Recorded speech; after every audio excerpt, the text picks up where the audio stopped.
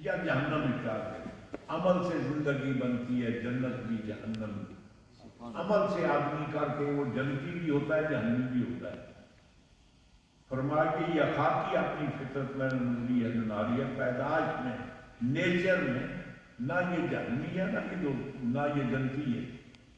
اس کے اعمال ہیں جو اس کو جنتی بھی بناتے ہیں، جہنمی بھی بناتے ہیں۔ تو یہ جو اللہ نے ہمیں مہلت دی ہے اس دنیا میں، ہمیں اس مہلت سے فائدہ اٹھانا چاہیے۔ دنیا کے معاملات بھی یقیناً ہیں، ہم یہ کریں کم از کم اتنی بات کریں جو اللہ تعالیٰ کے فرائض ہیں ان کو ادا کریں، جو اللہ نے چیزیں حرام کی ہیں ان سے اپنے آپ کو بچا کر رکھیں۔ اللہ مجھے آپ سب کو قرآن پڑھنے کی، سمجھنے کی اور عمل کرنے کی اللہ توفیق عطا فرمائے۔